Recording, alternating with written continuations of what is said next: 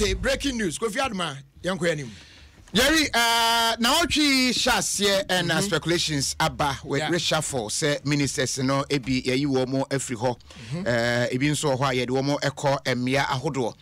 Truly let's speculations ni be are confirmed. Ebi so e wo ho a de na ye fi say you more free na bi wo ho a ya realign wo ye do mo ministries so fro. Now mention so kra na me ma ministries no so far we direct from the presidency release wo mo e de abasisi a yin ahen Director of Communications and Nensa Eshase. John Peter Mewu, or a former minister, na or share lands and natural resources. So see, I make I say what not the brand or one no. I just say ye no so active and farmer energy ministry. So say ya confirm no. Say or no and minister. Our energy so minister for energy. So it is John Peter Amewu is now the minister for energy. Okay. Kwakwa so much me. Bravo no any man tam so for. Say ya confirm no say wono enwo ye minister for lands and natural resources. Wow. Enti oba be Peter Amewu anan. Enti kwaku asoma cheme no ye for regional minister. So meaning regional minister from regional minister to minister for lands and natural resources. Honorable Kofi Ada na be speculative say one sign mamu kra if sanitation one so yes wada. But Kofi Ada move from sanitation ministry ho akọ aviation ministry. Sanitation to aviation. Member of Parliament for Navrongo constituency. And we minister and we sanitation. So say ye Kofi Ada we are norms what day. And then they walk aviation. When one that plane. And they can be dangerous. And into Kofi Ada is now the minister. Walk akoshe elupre akobedi nyina eso. Ya ma Cecilia Abnada pa.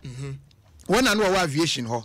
Wo hwe aviation ho nsem. Say wono en wa be hwe Kofi Ada nan enti wo ho chess no we yafi we so akotena we die so na we yafi we die so akotena we die so Kofi Ada akodi Cecilia Abnada pa de na Cecilia nso akodi Kofi Ada de we fan so omo ndi omo swap positions Mustafa Abdul Hamid doctor ekanidin ho na wona ye minister na wo hwe information so sure say ye de na kwa hwe Boniface Abubakar anan Zongo development and inner city development.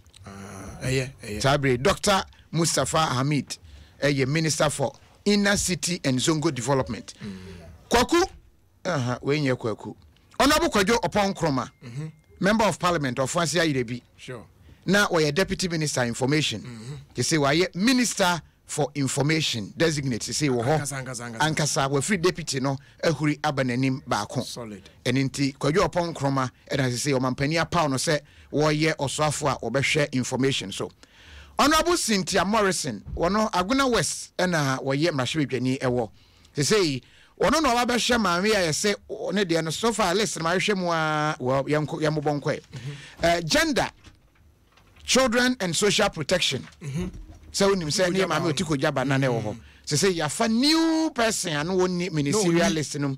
Mammy Cynthia Morrison, no a member of parliament, and I'm going to say one and why minister for gender, children and social protection. Otiko Dinya, my Mamma Bonko, it will be Niem. Paulina, Paulina Tangoba Abayagbe, no a former ambassador ever Italy. To say you did not call Upper East region. So nkonkoye regional minister ewo ho woba from ho so from abobo nwotwe the atoso enkro no honorable Evans Opoku Bobie no a member of parliament Emma Esunafo North constituency and afi no san ye former deputy Bronhafo regional minister say wono na yaye no Bronhafo regional minister designate. Oh okay. Enti ejache me free hono honorable Evans Opoku Bobie na sabre yayi wo mo yafofrofo ne say no appointments committee ne behwe na wo mu atu anamo aka nyina but this is the list abasisia honorable Martin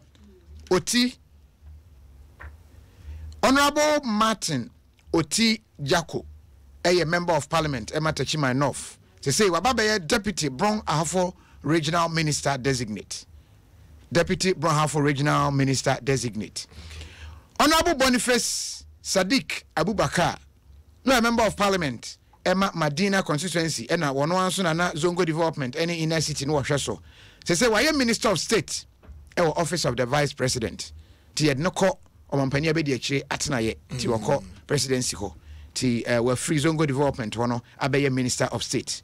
Roxanne Bukari a former Upper East Regional Minister. Upper East Regional Minister. They say abeye Minister of State or Office of the President. Ye bi wo ho a ye wo no ye de wo ba Office of the President. Pius Enam Hadiji na or former Deputy Minister Youth and Sports. They say wabeye Deputy Minister Information. Wow. And the list baby a wakwakoto eno. Perry Okujeto na or former Deputy Minister of Information. They say what that's a deputy name yed neko Youth and Sports. And Perry Okujeto abeye Deputy Minister for Youth and Sports. Mami Otiko Jaba wakoya na se wanko. Say the speculation about and say ni didn't pay baby. So say Ghana for Italy. Mo pamwanam senior na Otiko Jaba. Oh. And say from Gender Ministry, Children and Social Protection straight to Ambassadorial until they say Her Excellency Otiko Afisa Jaba. Ambassador to Italy. Okay. Enti omampani gidi ne se nipa nyina no yaji wo mu atom ti wono de list awde aba no akase vetin be koso enti vetin of ministers we I na me problem kakra o efa vetin no I say especially omo a no mo di positions bi omo de ministers and kasa no omo yi de anka aba ne say to say Kufiada de baby okoi and shifting of course omo de say anka man waste time and resources omo ho sa so na ade na fi na say omo akomo ye new entrance na omo ba mu no omo mu no na anka ya hwe na ya bet omo na say whether they are capable of handling those positions na they come omo na. All right Jerry yeah boy ho no nsia na be bie ma mo ho anti John Peter Mewu Minister for Lands say wa be Minister for Energy Kwaku Asoma Cheme now Minister for Lands and Natural Resources. Kofi Ada Minister for Aviation. Cecilia Abnadapa Minister for Sanitation and Water Resources. Dr. Mustafa Hamid akoye Zongo Development Inner City Minister. Kojo Opon Kroma abaye Minister for Information. Honorable Cynthia Morrison abaye Minister for Gender, Children and Social Protection. Paulina Tangoba abaye Ambassador. Former Ambassador no Italy. Nti wono ababehye we free ho am otiko akwehye ho na wono aba Upper East Regional Minister. Honorable Evans Opoku Bobie say wono na yedne kobron half for Regional Minister. Honorable Martin Oti Jako abe Deputy Bronhafo Regional Minister.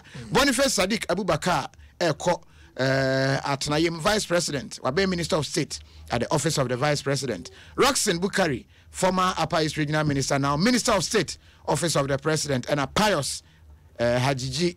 They say Wababe, Deputy Minister for Information, Perry Okujeto, Deputy Minister for Youth and Sports, and Otiko Jaba, Ambassador Designate, Italy. All right. Why, Etiabusia, no Sia Bremuno, Emuche Muna do no, Ebesan Aba. I just say breaking news where the Bremuno. No. Just about 16 more minutes to wrap up the show and make way for the news at 6 on 106.3 FM. Yes, Ghana's #1 radio station. Keep it tight right here. I'll beat him, Ray. This is Dome FM, and this is Jerry Jones.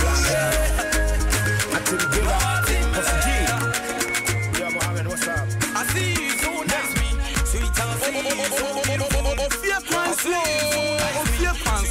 with the man Jerry Justice on Adum 106.3 FM. One time.